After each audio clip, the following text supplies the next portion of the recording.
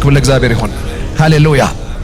እና ይሄ በሙሴ ህይወት ላይ የምትመለከቱት በሙሴ ላይ የምትመለከቱት የጥሪ ዓለም ፕሮፌቲክ ዓለም ነው።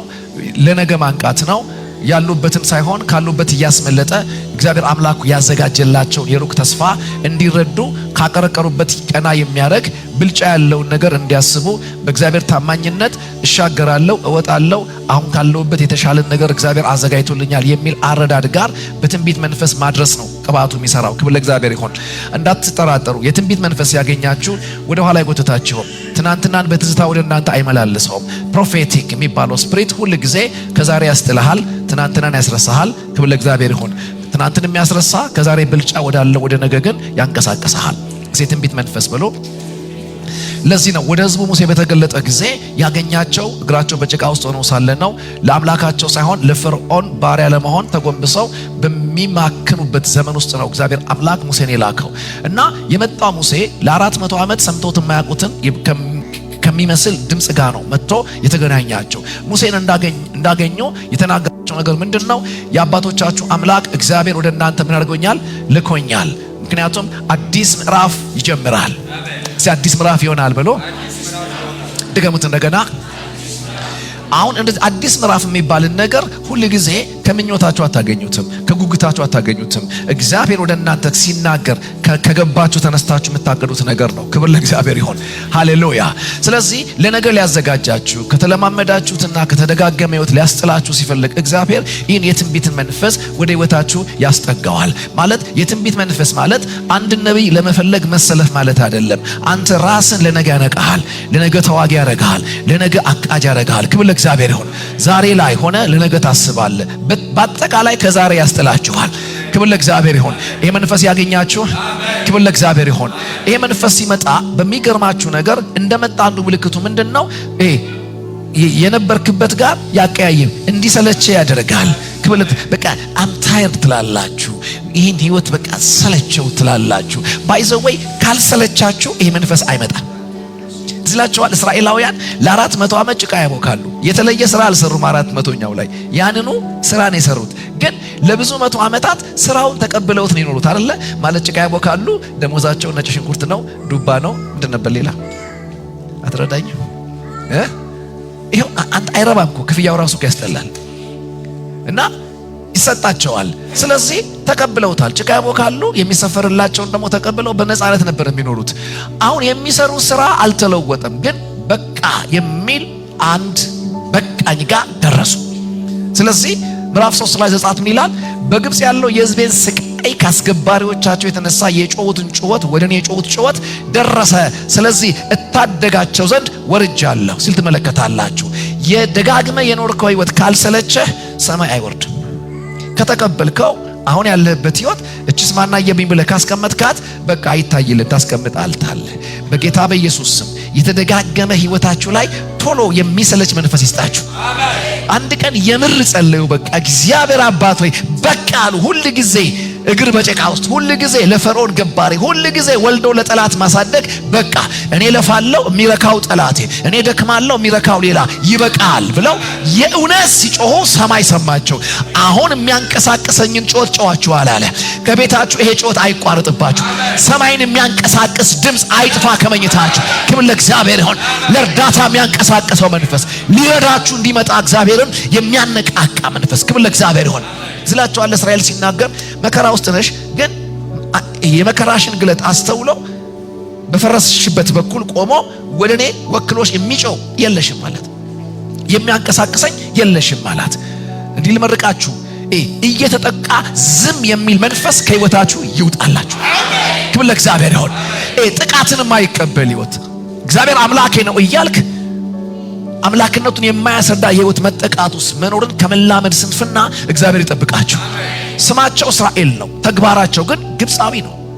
ስለዚህ የእውነት ሲጮሁ እግዚአብሔር ነቢይ ላከላቸው። ይሄ ነቢይ ያረጋቸው ምንድነው? አላወጣቸውም፣ ነገር ግን መውጣት የሚባልን ሐሳብ ከተተባቸው። ስለዚህ ህዝቡ ደጋግሞ የኖረው ዓለም ውስጥ ራሱን አጣው። እግሩን እንጂ ጭቃው፣ ልቡ ከጭቃ ወጣ፣ ሐሳቡ ከጭቃ ወጣ። እግዚአብሔር አምላክ ቀድሞ አእምሮህን ነው የሚያወጣው። ቀድሞ ሐሳብህን ያወጣዋል። ሐሳብህ ባለበት ተግባርህ ይከተላል። ክብር ለእግዚአብሔር ይሁን። አሜን ናችሁ? ብዙ ጊዜ እናገራለሁ፣ የትኛውም እንቅስቃሴ ከሐሳብ ነው የሚጀምረው። አይደለም መጨበጥ፣ ጥፊም ራሱ ከምን ነው የሚጀምረው? ከሐሳብ ነው የሚጀምረው። አንተ እጄ ሲመታ ነው የምታውቀው። እኔ ግን እጄን ቀድሞ ምታው የሚል ነገር እዚህ ያልቋል። እጄ ዝም ብሎ አይማታም። አሜን ነው፣ ታዞ ነው የሚማታው። በጌታ በኢየሱስ ስም የሐሳብ ለውጥ ይሆናል። አሮጌ ሐሳብ ከህይወታችን ይወገዳል። እግዚአብሔር አዲስ ምዕራፍ በህይወታችሁ ይጀምራል። ክብር ለእግዚአብሔር ይሁን። ሃሌሉያ። እንግዲህ በሙሴ በኩል የተከናወነው ምንድነው? የፕሮፌቲክ አሰራር የመውጣትን ተስፋ፣ እግዚአብሔር ያሻግረኛል የሚልን ተስፋ፣ ብልጫ ያለው ነገር አለኝ የሚል እርግጠኝነት ጋር ነው። ሙሴን በሰማችሁ ቁጥር የምትገናኙት የምትደርሱበት እውቀት እሱ ነው። ክብር ለእግዚአብሔር ይሁን። ሙሴን ሰምተ ባርነትን አትደግምም። ሙሴን ሰምተ ባለበት መርገጥን አትፈቅድም። ከሙሴ የሚመጣ ድምፅ ሁሉ ያፈናቅልሃል። የተለመደ ተግባርህ ጋር ያጣልሃል፣ ያሳንስብሃል። አክብረ ያቆየኸውን ነገር ያሳንስብሃል። ክብር ለእግዚአብሔር ይሁን። አሜን አሜን፣ ሃሌሉያ። አሁን ትንቢታዊ የሆኑ ነገሮች ለነገ ያነቋችኋል። ከተያዛችሁበት ግን የምትወጡት በክህነቱ ስራ ነው። በክህነቱ ስራ ነው። ምክንያቱም ዲሊቨረንስ መውጣት የሚባል ነገር ቱ ዳይሜንሽን ነው። አንደኛ ከራሱ ከእግዚአብሔር ጽድቅ አንግል መስተካከልን ይጠይቃል። ይሄንን ደግሞ በምን አታመጡትም? በካህኑ እጅ በሚደረግ የደም ፍሰት ነው የምታገኙት። አይሆንም ይሄ ነገር። ክብር ለእግዚአብሔር ይሁን። ሁለተኛ ከጠላቶቻችሁ ለማምለጥ ገብቷችኋል። ወክሏችሁ የሚዋጋ ወክሏችሁ እግዚአብሔር አምላክ ሰልፍ እንዲያደርግላችሁ የኔ ሊላችሁ ይገባል። የኔ እንዲላችሁ ልጆች እንዲላችሁ ደግሞ እግዚአብሔር አምላክ ወክሏችሁ በልጅ ስልጣን የሚታይ አንድ ምትካዊ መልክ ያስፈልገው ነበር። በቦታው በግን የምታዩት እኛ ጋር ግን ስትመለከቱ የእግዚአብሔር በግ የሆነ ማን ነው?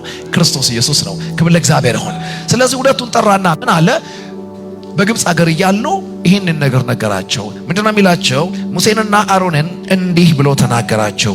ይህ ወር የወሮች መጀመሪያ ይሆናችሁ፣ የዓመቱን መጀመሪያ ወር ይሆናችሁ። በቃ ጥሩ ጥቅስ ጥሩ ሰዓት ላይ ነው። አሜን ናችሁ? አሁን እቺ ጳጉሜ አይደለ? አመጨረሰናል። ክብር ለጌታ ይሁን።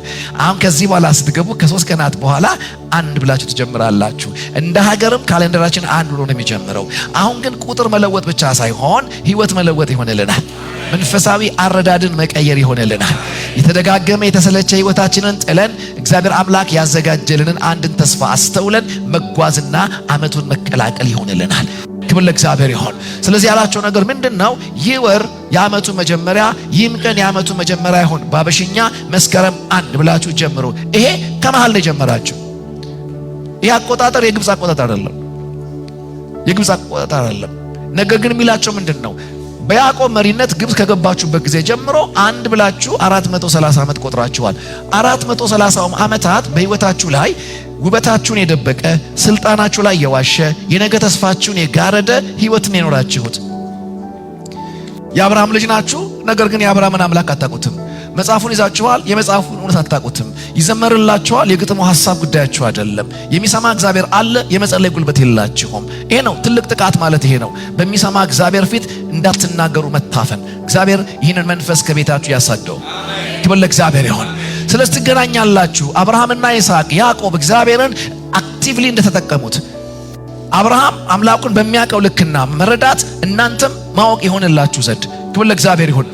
ገኖ የመጣ እግዚአብሔራዊ ዕውቀትና አምልኮ እየዋለ እያደረ እየበረደ እንዳይመጣ እየተቀጣጠላችሁ እንድትሄዱ ለአብርሃም አምላክ በሆነው ልክ ለይስሐቅም አምላክ በሆነበት ልክ ለያዕቆብም መከታ በሆነበት ልክ እግዚአብሔርን እንድትረዱት። ስለዚህ ወደ እናንተ የላከኝ ማን ነው?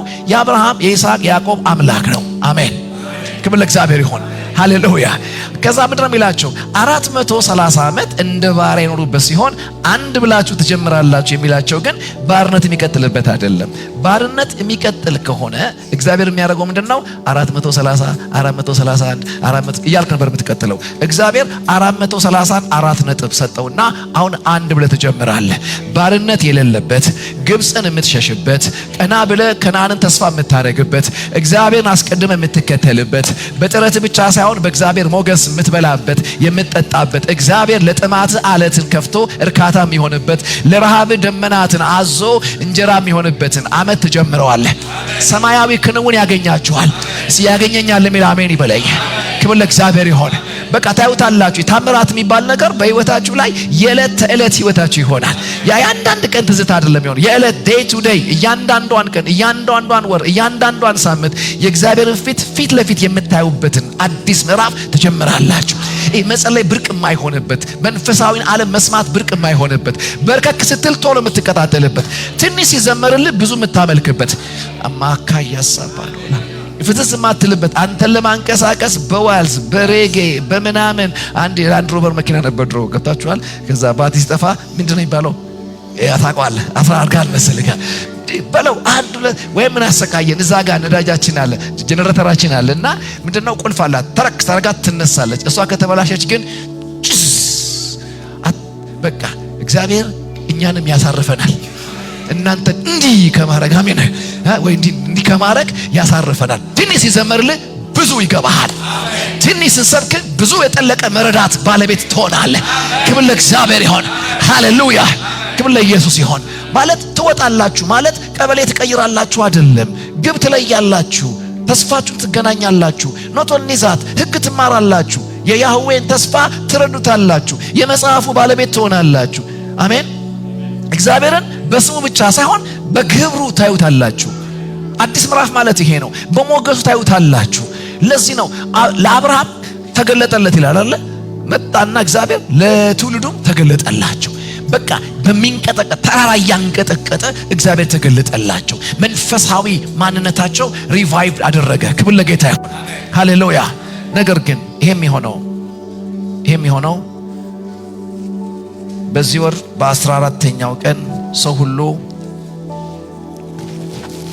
ለአባቱ ቤት አንድ ጠቦት ለአንድ ቤትም አንድ ጠቦት ይውሰድ። የቤቱ ሰዎች ቁጥር ለጠቦቱ የማይበቃ ቢሆን እርሱና ለቤቱ የቀረበ ጎረቤቱ እንደ ነፍሶቻቸው ቁጥር አንድ ጠቦት ይውሰድ። እያንዳንዱም እንደሚበላው መጠን ከጠቦቱ ይካፈል። የእናንተ ጠቦት ነውር የሌለበት የአንድ ዓመት ተባት ይሁን። ከበጎች ወይም ከፍየሎች ውሰድ። በዚህ ወር በ14ኛው ቀን ድረስ ጠብቁት። የእስራኤልን ማህበር ጉባኤ ሁሉ ሲመሽ ምን ያደርጉት? ይረዱት። ከደሙም ወስደው በሚበሉበት ቤት ሁለቱን መቃንና ጉበን ይቀቡ። በእሳት የተጠበሰውን ስጋውን ቂጣውን እንጀራ በዚያ ሌሊት ይብሉ። ከመራራ ቅጠል ጋር ይበሉታል። ጥሬውን በውሃ የበሰለውን አትብሉ፣ ነገር ግን ከራሱ ከጭኑ ከሆድ ዕቃው ጋር በእሳት የተጠበሰውን ብሉ። ከእርሱም እስከ ጠዋት አንዳች አታስቀሩ። እስከ ጠዋትም የቀረውን በእሳት አቃጥሉት። ወገቦቻችሁን ታጥቃችሁ፣ አሜን በደም ስማኝ፣ ወገባችሁን አድርጋችሁ ታጥቃችሁ፣ ጫማችሁን በእግራችሁ በትራችሁን በእጃችሁ አድርጋችሁ እንዲህ ብሉት። አሜን ነው። አሜን በል። ፈጥናችሁ ትበሉታላችሁ። እርሱ የእግዚአብሔር ፋሲካ ነው። እኔ በዚያች ሌሊት በግብፅ አገር አልፋለሁ። በግብፅ አገር ከሰው እስከ እንስሳ ድረስ በኩርን ሁሉ ገድላለሁ። በግብፅም አማልክት ሁሉ ላይ እፈርዳለሁ። እኔ እግዚአብሔር ነኝ። ደሙን ባላችሁበት ቤቶች ምልክት ይሆንላችኋል። ደሙን ባየው ጊዜ እኔ ከእናንተ አልፋለሁ። እኔም የግብፅን አገር በመታው ጊዜ መቅሰፍት ለጥፋት አይመጣባቸውም። ይህንንም ቀን መታሰቢያ ይሆናችሁ፣ ለእግዚአብሔርም በዓልን ታደርጋላችሁ። ለልጅ ልጆቻችሁም ሥርዓት ይሆናል፣ ለዘላለም ታደርጉታላችሁ። ሃሌሉያ ክብር ለጌታ ይሁን። በዚያች ሌሊት ማንም ከየት አይውጣ? ከዛ ቤት ምን አይበል አይውጣ። ክብር ለእግዚአብሔር ይሁን። ሃሌሉያ። የሚገርመኝ ነገር ይሄ መውጣት የሚባለው ነገር በህይወታቸው እንዲሆን አንድ በግ የሚባል ነገር ያስፈልጋችኋል። ታስገቡታላችሁ። ከቀኑ አሁን አንድ ብላችሁ ከምትጀምሩበት ከዚህ ቀን ጀምራችሁ ለ14 ቀን ታረጉታላችሁ፣ ተጠብቁታላችሁ።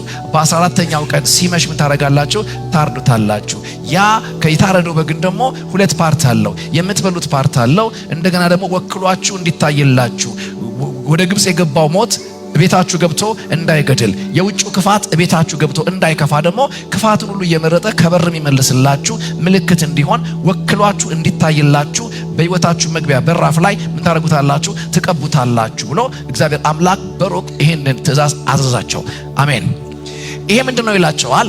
አንደኛ ስትበሉ ይላቸው። ስትበሉ አሁን አበላል ላይ የሚከተሉት ፕሪንሲፕል አላቸው። አቀባብ ላይ ደግሞ በሩ አካባቢ የሚከተሉት ስርዓት አላቸው።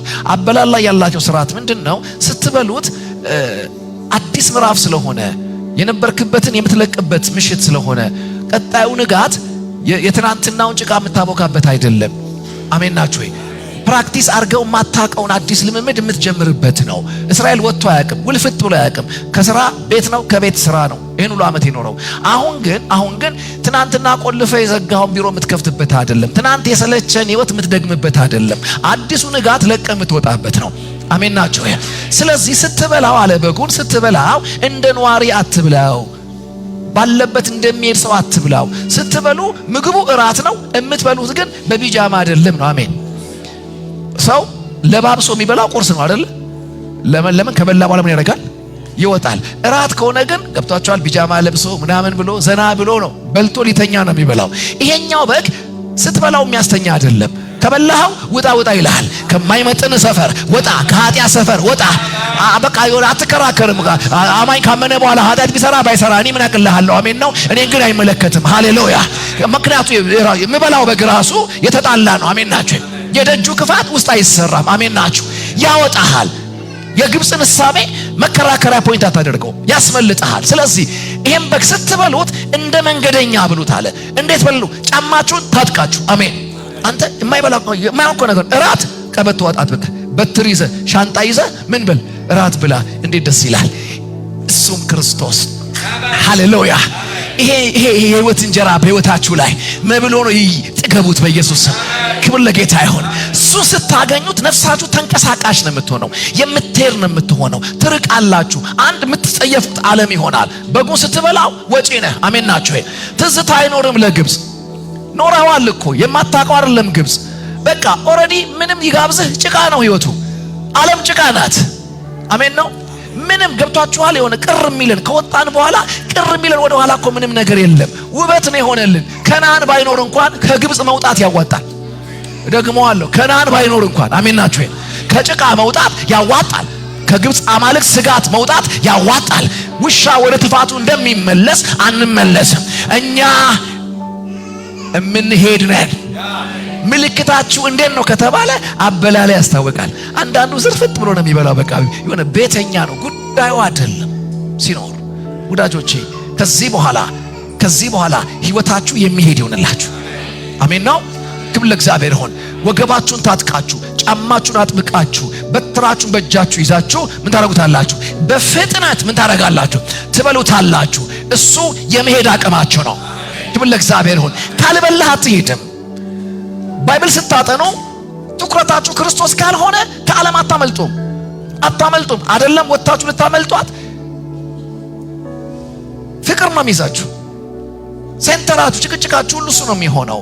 ስለዚህ እግዚአብሔር አምላክ ስትበሉ እንዲህ ነው የምትበሉት አለ። ኦኬ፣ ይሄ ስጋው ላይ የምትከተሉት ነው። ደሙ ላይስ ደግሞ ሲባል ባይዘወይ አንድ ነገር ልንገራችሁ። ስትበሉ ከመራራ ቅጠል ጋር ብሉት ነው ያለው። አሜን። እግዚአብሔር ጥብስ ጋብዞ በግራዋ ይላል። አሜን። እኔ አትቆጣብኝ፣ እሱ ነው የሚለው። አሜን ነው፣ ቃሉ ነው የሚለው። ምን ማለት ነው? ባይብል የሚያዝ ደስ ያለ ነው ፍሬዋን። አሜን ነው። ጥብሷን አይቻልም፣ ጠቅላላ አድርገህ ብላው። አሁን ብዙ ጭቅጭቆቻችን ምንድናቸው ካላችሁ፣ ሰው የሱን ኃላፊነት ይሸሸዋል። ቅጠሏ ናት ትመራለች። ምርጧን ነው እየለቀመ የሚበላው። እዚህ ቤት የቀረበልን ነው የምትበላው። የእግዚአብሔርን ቃል ስትከፍተው እንካ የተባልከውንም አንጣ ከተባልከው እኩል ትበላለህ። እንካ ጥብሷ ናት፣ አምጣ ግራዋዋ ናት። ልረዳህ አንችልም፣ ትበላለህ። አሜን ነው። እንካ ጥብሱ ነው፣ ታው ግራዋው ነው። ምን ነው ህይወት? እንካ አሜን፣ ጥብስ ነው። ተቀደስ ግራዋው ነው። አሁን ጭቅጭቁ እንዴት ተቀደስ ትለኛለህ? ትባላለህ። ለምን ነው የማትባለው? አሜን ነው። አንዱ ኃጢአት እያላችሁ አታስፈራሩ ምናምን አለ እና ምን አልኩኝ እኔ ጌታ ይባርከኝ። ግን ቅድስና ለማስተጋባት ባይብል መክፈት አያስፈልገኝም አልኩት እና ሲል ሽፋኑ ላይ ያለው ራሱ ጽሑፍ በቂ ነው አልኩ። ይሄ መጽሐፍ ቅዱስ በቃ ገና ስገልጠው ከቤ ቁርጥ ነው። በቃ ጨከነ ከከፈትከው ማወራህ ምንድነው? ቅድስና። ሌላ አላወራል ማለት እኮ በግሪኩ እያልኩ መጽሐፍ ቅዱስ ጀርባ ቆሜ ለኃጢአት አላነቃህም በፍጹም። አሜን ነው። ክብር ለእግዚአብሔር ይሁን። አዲስ ምዕራፍ ይሆናል። በቃ ከከተማ ሁካታ ግንጥል ያርገን ጌታ። ይሄ ምንድነው? የሜዳ አህያ ደስ ይለኛል። አሜን። ምንድነው የሚለው? በከተማ ሁካታ ይዘብታል ይላል። የከተማ አህያ ማንም ይጭነዋል። አንተ ነህ ወይ የሜዳን አህያ አርነት ያወጣው አንተ ነህ ወይ ይለዋል እግዚአብሔር። ምን ነው ሲል የነጂውን ዱላ አይሰማም ማለት ሰው እንደፈለገችው አይለውም። አሜን ናችሁ። እኔ ምን አድርጌዋለሁ? አርነት አውጥቼዋለሁ። በከተማ ሁካታ ምን ያደርጋል? ይዘብታል። ሃሌሉያ።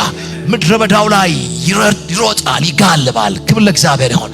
እግዚአብሔር አርነት ሲያወጣችሁ በከተማ ካለ ሁካታ ያስመልጣችኋል። ክብር ለኢየሱስ ይሁን።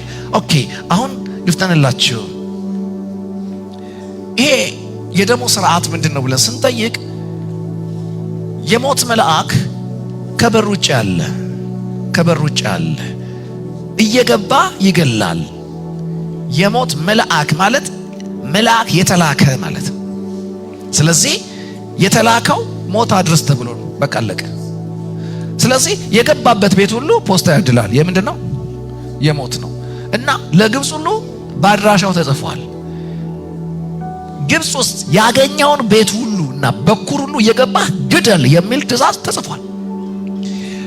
እግዚአብሔር አምላክ ኃጢአተኛን ዓለም መቅጣትን ሐሳብ አልቀየረም። ኃጢአትን ባገኘበት ቦታ ሁሉ ይቀጣል።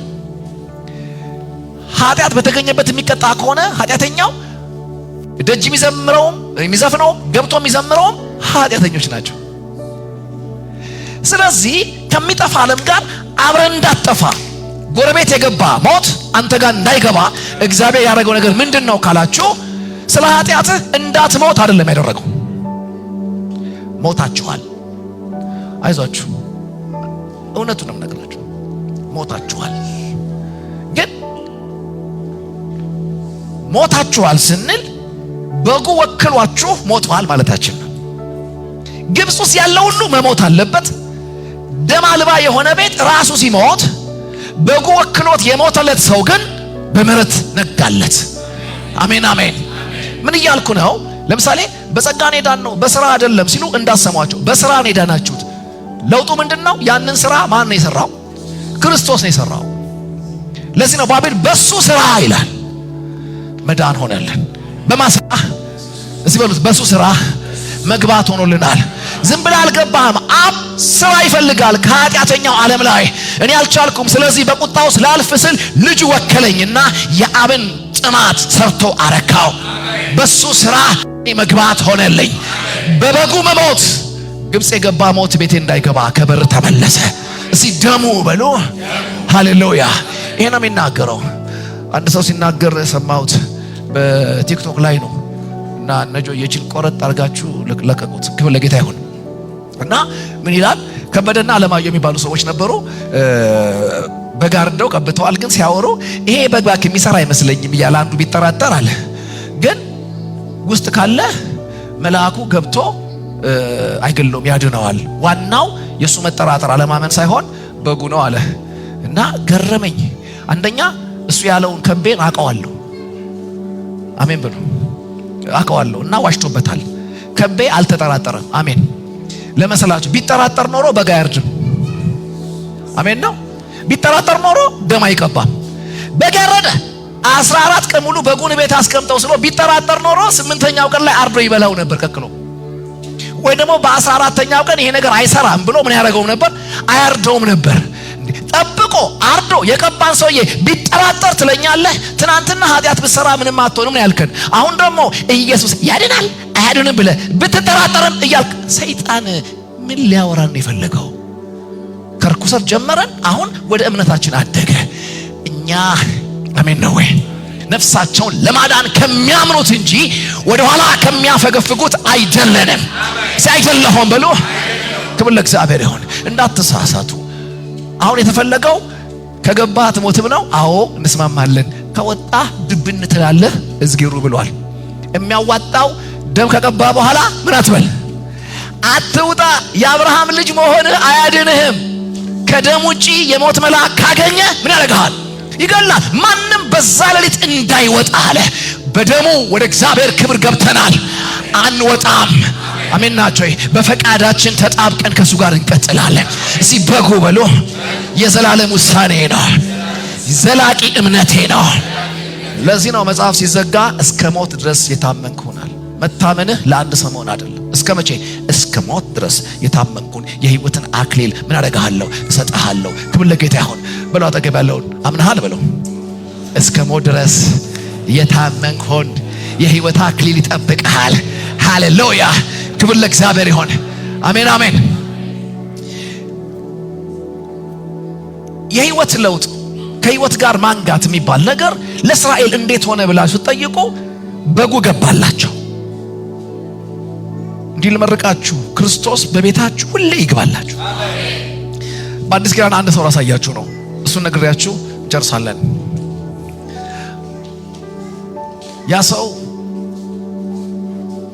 ዘኬዎስ ይባላል። ማን ነው?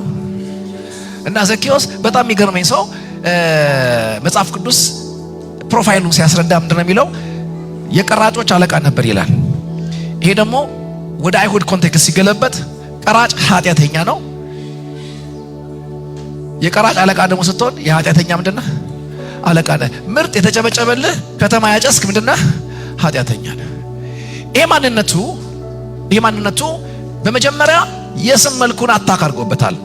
ዘኬዎስ ሲባል ያ ማስተሩ የምን ይቀራ ኃጢአተኛው የሚያስብል ስም አለው። ሁለተኛ ማህበረሰባዊ የሆነ ወደ ጎን ያለውን ኮሚኒኬሽኑን ፕሮፌሽኑ አበላሽቶበታል። ኖት ኦንሊ ዛት ወደ ውስጥ ያለውን መንፈሳዊ ቁመናውን ደግሞ አጭበርባሪ፣ ዘራፊ በማድረግ መጥቶበታል። ውስጡም ውጩም ስሙም ህብረቱም የተመታበት ሰው ነው። ነገር ግን የሚገርመኝ ነገር ልክ እንደ እስራኤል ስለ በግ ሰማ። አሜን ናቸው። ስለ በጉ ሰማ። ማን ይባል? ኢየሱስ ይባል። እና መጽሐፍ እንዲህ ይላል። እኔ ስለሱ ክብር ሳነብ አንጀቴን ይበለዋል። ኢየሱስ የትኛው እንደሆነ ለማወቅ ሁሌ ይጓጓ ነበር ይላል። እንዴት ደስ ይላል! በቃ ሁሌ ምንም ውስን አሜን። የሰማኸኝ ነው። ምንም አይነት በቂ ማስረጃ ይገኝብህ፣ ምንም አይነት የተጨበጨበ አመፀኛ ሁን፣ ጓጓው። ማንም አያስልህም። ጸባይ ማረሚያ አያርምህም። እንደዚህ ካለ ከፈረሰ ወደ ውስጥም ወደ ውጭም ከተመታ ህይወት የሚያስጥልህ በጉ ነው። እሱን ከመፈለግ እሱን ከመናፈቅ አትጎበኘኝም ወይ? በህይወት አትገለጥም ወይ? ይሄን ታሪኬን አትቀይረውም ወይ? የሚባለውን ጉጉት እንዳይሰለች ሁሌ ናፍቀው። አንድ ቀን በመንገድ ይመጣልሃል፣ ወደ ኃጢአተኛው መንገድ። ሰው ገብቷችኋል? እንደገና ሲመጣ ደግሞ ታጅቦ ነው የመጣው። ይሄ አጀብ ደግሞ ለሰውየው ችግር ነው። አንደኛ አጓጉል ምንድነው ግብር እየተቀበለ ያቃጠላቸው ብዙ የከተማ ሰዎች አሉ። የሚጠሉትም በዛ ነው። መንግስት 20 ሺህ ሲባል እነሱ 40 ሺህ ይሏል፣ ይደረደሩሃል። ካልሆነ 80 ነው ማረገው እንዴት ይሻላል ይሏል። እና በዚህ የተቃጠለ ሰው መካከል የሰውዬ ገባ ማለት አለቀለት። እውነቴን እምላችሁ ለማለፍ እያስመሰሉ ሊጎሽሙት ይችላል። የተገፋ ህይወት ነው ያለው። ሁለተኛ ተፈጥሮ ደግሞ አጭር ነው። ስለዚህ ክርስቶስን ማየት ይፈልጋል። በረጃጅሞች ተከቦበታል።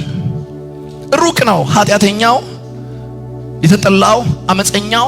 አጭሩ ሰው መድኃኒትና ተስፋ የሆነውን ክርስቶስን የልቡን ናፍቆት የማየት እድሉ ደግሞ በትልልቆች ተከቦበት ርቆታል።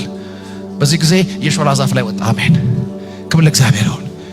ጌታ ኢየሱስ ሾላ ዛፉ ጋር ሲደርስ ይኸውላችሁ በጉ ሲገባ ህይወት ይለወጣል። እንዳልኩ ደጁ ይለወጣል። በደጅ ያለው ስም ይቀየራል። በደጅ ያለው ሞት ያልፋል። ለእስራኤል እንዳልኩ አሁን ጌታ ምን አለው? እገባልሃለሁ አለ። የት? እቤት። በጉ ይግባላችሁ። አሜን። በጉ ይግባልኝ ብሎ ክብር ለጌታ ይሁን።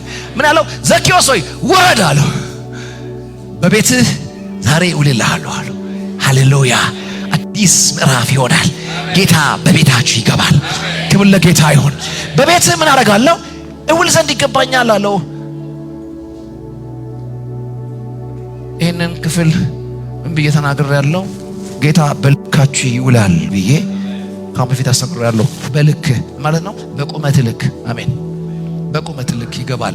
ማንም ተከትሎ አይገባ። አንደኛ የቀራጭ ቤት አይሁድ ስለማይገባ ከበር ይመለሱላል። አሜን ነው። እዛም ከሌለው ቤትም ሸፍነው ስለማይሆን አሜን ነው። ፌስ ቱ ፌስ በመሃላችሁ ረጅም በሌለበት ፌስ ቱ ፌስ ታየዋለህ። አንተ አጭሩ፣ አንተ አመፀኛው፣ አንተ የኃጢአተኛ አለቃው እድለኛ ነህ። ማመቶልሃል። በህይወት ክርስቶስ ገብቶልሃል። ይሄ የሁላችን ታሪክ ነው። ማንም ለፍቅር የማይጠብቀን ማንም ለቁም ነገር የማያስመን ሰዎች ነበር። በልካችን መጣ። ትንሽ ሲያወሩን ትልቁ ገባን። አሜን ናችሁ። ግሪኩ ሳንል ሂብሩ ሳንል ልሳን ሳንቀላቅል ወጋው ነቀልኩ ሳንችልበት አሜን ናችሁ። በቃ ወንጌል ሲነገረን ገባን። በልካችን ገባን። ባጠረ መረዳታችን ሰማይ በራልን። ክብር ለጌታ ይሁን። ሃሌሉያ ሃሌሉያ።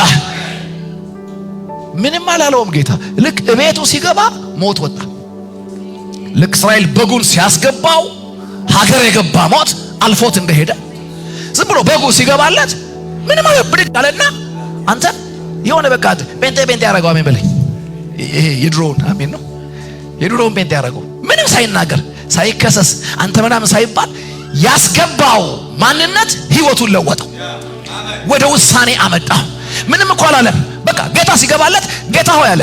ንስሐ ጀመረ ሲለው የሆነ የኖርኩት ህይወትና አሁን የገባህልኝ ህይወት በቃ እንዲሁ ስመለከተው ራሴን ተጸየፍኩት። ትናንትናዬ ስውት ነበረ። ምን ማለቱ ነው? አንዴ ጌታ ወደ ቤቴ ገብቷል፣ እንደውም ከዚህ በኋላ ምርጥ ቀራጭ ነው የምሆነው አላለም። ደህና አድርጌ እዘርፋለሁ አላለም። ሲኖረው የመጣውን ህይወት የበጉ መግባት ከለከለው። ስለዚህ ወንጌል ከገባ በኋላ በኃጢአት ጸንተ መኖርን የምታስብ ከሆነ ወይ በጉ አልገባም ወይ የገባውን በግ ማንነት ስተኸዋል። ለንስሐ አነቃቃው ያለው ነገር እንደዚህ ነው። ከማንም ላይ በግፍ ወስጄ ከሆነ አለ አሜን 4 እጥፍ ያደርጋለሁ እመልሳለሁ። ምን ማለት ነው? ከተማው ጎረቤት ሁሉ ያጉረጠረጣል እኔን ሲያይ። በወጣው በገባው ቁጥር በደፋው ይሉኝ ነበረ። አሁንስ በወጣው በገባው ቁጥር እድሜውን ያርዝመው እንዲሉኝ አሜን ነው። አንድ ወስጄበት በደፋው ያለኝ 4 አድርጌ ስመልስለት እድሜው ይርዘም እንዲለኝ ማለት ማህበራዊ የተበላሸ መልኬ ስሜ እንዲቀየር አሜን ናችሁ። አይ እንዲህ ነው። በጉን አስገባው እንጂ ስምህ ይቀየራል። ሌሎች ስላንተ የሚያስቡት ነገር ይስተካከላል። እስቲ በጉ በሉ። የስማችሁ ውበት ነው። ስማችሁን ያወጣዋል። ማንም በክፉ አያነሳችሁም። ክብር ለእግዚአብሔር ይሁን። ቀጠልና እንደዚህ ያለ ካለኝ ደግሞ አሜን ካለኝ ደግሞ ለድሃ እኩሌታውን ምን አደርጋለሁ እሰጣለሁ። ይኸውልህ ቀራጭ እንካ ብሎ አያውቅም። አምጣ ነበር። በጉ ሲገባ ተቀለበሰ። እንካ ኧረ በጉ ይግባልህ አሜን። ዝም ብለህ በጉ የሌለበት ጓዳና ሳሎን ከመንጎራደድ እግዚአብሔር ይጠብቅ። የበጉ መንፈስ ጓዳህን መኝታ ቤትን ይሙላል፣ ሳሎንን ይሙላል። አሜን ናችሁ። ያነቃቃችሁ የበጉ ትዝታ፣ የቃሉ ረሃብ፣ የመንፈስ ቅዱስ ወይፍ በመኝታ ቤታችሁ አልጋችሁ ላይ ይምጣ። ይሄ አዲሱ ዓመት የምትቀጣጠሉበት ዓመታችሁ። ሃሌሉያ ክብር ለእግዚአብሔር ይሁን። ከዛ ጌታ እንደዚህ ያለው ዛሬ ለዚህ ቤት መዳን ሆናል። ሁሉም ነገሩ ዳነ። ኢቭን እጥረቱ ሳይቀር ዳነ። አልገባም። አሁን አጭርነቱን ተጠቅመው ከፊቱ የሚጋሩት ሁሉ 4 ስለተሰጣቸው እርሶነት እለፉ ይላል። አሜን። በእጥረቱ የተነሳ ሳያየው የሚያመልጠው ነገር የለም። ሁሉ ይተባበረዋል። እንደዚህ ልመርቃችሁ፣ በዚህ በምትገቡበት አዲስ ዓመት ከበጉ ጋር ግቡበት። ከገባላችሁ በግ የተነሳ ስማችሁ ይለወጥ፣ መልካችሁ ይቀየር፣ ያየ ይተባበራችሁ፣ ሁሉም ቀኝ እጁን ይስጣችሁ። ሃሌሉያ። ስለዚህ በጉ ያኔም አሁንም ትኩረታችን ጤናማ የህይወት ለውጥ ከበጉ ጋር የተያያዘ ነው። በጉ ሲገባ ምልክቱ ማንቀጥቀጡ አይደለም፣ ህይወት መለወጡ ነው። አቋም ይለወጣል። ትናንት ያለ ጸጸት ስትሰራው የነበረውን ህይወት በእውቀት እንድታስቀጥለው እድል አይሰጥህም። በጸጋ ድናችኋል። አሜን ነው። ልቀይረው፣ በጸጋ ሞታችኋል። ጸጋው ያዳነህ ብቻ አይደለም፣ ለኃጢአት ገለሃል፣ ለዓለም ገለሃል፣ አሜን፣ ለሰይጣን ሐሳብ ገለሃል፣ ለእግዚአብሔር ህይወት አንቅተዋል። ሃሌሉያ ክብር ለእግዚአብሔር ይሁን። እስቲ ደሙ በሉ። ይሄ ደም ነው እንግዲህ በዘመናት መካከል ስራ ያልፈታ ደም፣ የፋሲካው በግ፣ አዲስ ምዕራፍ፣ አዲስ አቆጣጠር፣ አዲስ ህይወት፣ አዲስ የህይወት ግብ የሚያስጀምር፣ ግብፅን የሚያስለቅቅ፣ ከነዓንን ተስፋ አድርጎ የሚያንቀሳቀስ የበጉ ደም አሜን። ይህንን በግ ነው በዘመን መጨረሻ መጥምቁ ዮሐንስ ከሰው መሃል ለየው። እነሆ የዓለምን ኃጢአት የሚያስወግድ የእግዚአብሔር በግ። አይሁድ ያውቃል ስለ እግዚአብሔር በግ። የሰው በግ ሲርብህ፣ ዱለት ሲናፍቅህ፣ ቅቅል ሲናፍቅ የምትበላው ነው። የእግዚአብሔር በግ ግን ለኃጢአት ስርየት የምታርደው በግ ነው። እያችሁ በግ ሁሉ ይታረዳል፣ ይሄኛው በግ ግን ለኃጢአት ስርየት የምታረድ ነው። ስለዚህ ከሰዎች መካከል ኢየሱስን አየው። እነሆ የዓለምን ኃጢአት የሚያስወግድ የእግዚአብሔር በግ አለ። ክብር ለሱ ይሁን። ሃሌሉያ። በጉ ደግሞ በመስቀል ላይ ራሱን ሰጠ። በተያዘበት ሌሊት ስጋና ደሙን ሰጣቸው። የሙሴን በግ በታረደበት ቀን ስጋና ደሙን ይሰጣል። ሙሴ ምን አለ? አጥንቱን እንዳሰሙ አላቸው። የፋሲካውን በግ ልክ ክርስቶስም በሁለት ወንበዴ መሃል ተሰቀለ፣ ደሙን ሰጠ፣ ስጋውን ሰጠ። ግራና ቀኝ ያሉትን አጥንታቸውን በብረት ሰበሩት ይላል። ወደ በጉ ሲመጡ ግን አጥንቱን አልሰበሩም። ለምን? የፋሲካ በግ አጥንቱ ላይ ሆነም አይሰበርም። አያችሁ፣ ኮፒ ፔስት ነው፣ ራሱ ነው። እነሆ ክርስቶስ ኢየሱስ የፋሲካ በጋችሁ ነው። አሜን። አሜን ናቸው ወይ? ስለዚህ እንዲህ አለ፣ ይህን ሥጋ በበላችሁ ጊዜ ሁሉ አለ። ክብር ለጌታ ይሁን። ይህንንም ወይን በጠጣችሁ ጊዜ ሁሉ በበላኸው ጊዜ የሐሳብ ለውጥ ታደርጋለህ። ቁም ነገር ላይ እንደገና ዲካውል ታደርጋለህ። እንደገና ትታደሳለህ። ሞቶልኛል ታሪክ ሆነብህ ኩስ ይሆንልሃል። አሜን ናችሁ። ሞቴን ታስባላችሁ አለ። ትንሣኤን ታስባላችሁ። ክርስትና ኦል አባውት ሞትና ትንሣኤ ነው። አለቀ። የዳንከው ሞትና ትንሣኤ ተወርቶልህ ነው። አሜን ናችሁ። ስለዚህ ይህን ሥጋ በበላህ ጊዜ ሁሉ የምታስበው ሞቱን ትንሣኤን ነው። ትዝ ይለኛል ገደሉት ደማ እያልክ አይደለም። ሞቶልኛል በደሙ ኃጢአት ምን ብለዋል? ተሰርየዋል። ትኩስ ያደርግልሃል። አሜን ነው። በታሪክ ውስጥ ወደ ኋላ የምታስታውሰው ሳይሆን ዕለት ዕለት ደሙ ትኩስ ሥጋው ትኩስ እንደሆነ እንድታስብ ይህንን በበላችሁ ጊዜ ሁሉ በጠጣችሁ ጊዜ ሁሉ ብሎ ክርስቶስ ኢየሱስ አስተማረ። ክብር ለጌታ ይሁን። ሃሌሉያ። ዛሬ በዚህ ዕውቀት ነው የምንካፈለው። በዚህ ዕውቀት ነው የምንካፈለው። ምናልባት ለመጀመሪያ ጊዜ የመጣችሁ ግን በነበራችሁ ቤተክርስቲያን ተምራችሁ ቅዱስ ቁርባን መካፈል የጀመራችሁ ሰዎች ትችላላችሁ። እዚህ ማስተካከል የምፈልገው ዝም ብለህ ቂጣው ዝም ብሎ ምንድን ነው የሥጋ ምሳሌ ነው ወይኑ የደም ምሳሌ ነው ብለህ ብቻ እንዳትወስድ ተጠንቀቅ። ምክንያቱም ይሄ ሥጋዬ ነው ብሎ የሰጠህ። አሜን ነው። ክብር ለጌታ ይሁን። ካልገባ ቆሮንቶስን አጥና። ቂጣ በልተው ገብቷችኋል። ወይን ጠጥተው ዕዳ ብሎ የጠየቃቸው ሥጋና ደም ነው። እግዚአብሔር ጤነኛ ነው። ዱቄት ምን ነው? አመድ ሰጥቶ ዱቄት ነው አይልም። አሜን ነው። ክብር ለጌታ ይሁን። ስለዚህ ይሄን እዚህ ቤት ያ ሁላችሁ ታውቁታላችሁ። ይሄን ነገር ሳስረዳ ሁሌ ቤተ ክርስቲያን ይሄን ማዕድ ባቀረበች ቁጥር ሁሉ ለምእመኖቿ መንገር ያለባትን ነገር የማይሰለቸኝ አትሰልቹ ስደጋገመው። ክብር ለእግዚአብሔር ይሁን። ቂጣው ገልጠ ያየኸው ነው። አሜን ነው። ወይኑና ቂጣው በሥጋ ዓይንህ በእውቀት ቀምሰ የምታየው ነው። በእምነት የምታየው ግን ደምና ሥጋ ነው። ይህን የሚያስረዳ በጉ ራሱ ነው። ኢየሱስ በአይሁድ ገጠርና ከተማ በሥጋ ሲያዩት የጠራቢ ልጅ ነው፣ በእምነት ሲያዩት የእግዚአብሔር ልጅ ነው። ይህን ስርዓት መንፈሳዊ የሚያደርገው ፌዝ ነው፣ እምነት ነው። እኛ ደግሞ በማየት ሳይሆን በምን የምንመላለሰው ልክ እንደ ጥምቀት ውሃ ማለት ነው። ጠዋት ሻወር ወስደሃል፣ ምንም አልሆንክም። የጥምቀት ውሃው ሲከቱ አጋንንት ይጮኻል። ውሃ አይደለም ያስጮህ። ውሃ ቢያስጮህ ገላ ባጠብን ቁጥር ትጮህ ነበረ። አሜን በል። ከውሃ ያለፈ ነገር እዛ ጋር ማየት አለብህ። ከወይን ያለፈ ነገር ማየት አለብህ። ይሄን ማየት ከቻልክ ተፈቅዶልሃል። ይሄን ለማየት አሁንም ከተቸገርክ ቸኩዬ ያልኩ ያውርቼ ግራ ጋብቼ ከሆነ አትቀበል። ቀዳሚና አሜን እናስተምርሃለን። ግን ኃጢአተኛ ነኝ እንትናንተ ሳድቤ አኩርፌ አልታረቁትም በሚል ከዚህ ማዕድ እንዳትሸሹ። ብዙ ቸርቾች ኃጢአት ከተሰማ እንዳትቀርብ ይሏቸዋል። የሐሰት ትምህርት ነው። ለጻድቃን አልተሰጠም። የተሰጠው ለምንድን ነው? ለኃጢአተኞች ነው። ኃጢአት ይሰማሃል፣ ኩነኔ ይሰማሃል፣ ይቅር የማለት አቅም አጥሮሃል። እነሆ ደግሞ አቅም ይሰጥሃል። ከተያዝክበት ነፃ ያወጣሃል። ይቅር የማለት ልብ ይሰጥሃል። ለደካሞች የተሰጠ ነው። ስለ ብዙዎች ኃጢአት የሚፈስ ደሜ ነው ያለው። ክብር ለጌታ ይሁን። በዚህ ኬዝ እንዳትሸሹ። የኃጢአት መድኃኒት ማን ነው? ደም አይደለ? እንዴት ነው ታዲያ ኃጢአተኛ ቆምዬ ከደም የምከለክልህ? ከመድኃኒቱ እንዴት ነው ማረከ? አሞሃል፣ ወደ ሆስፒታልና አሜን በል። እነሆ ለኃጢአተኞች የተዘጋጀ ሥጋና ደሙ። ክብር ለጌታ ይሁን።